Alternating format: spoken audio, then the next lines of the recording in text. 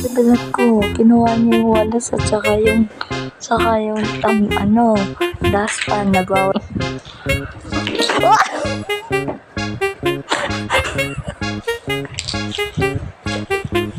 Very good naman. Good job. Good job. Baby pa lang yan. Masipag na.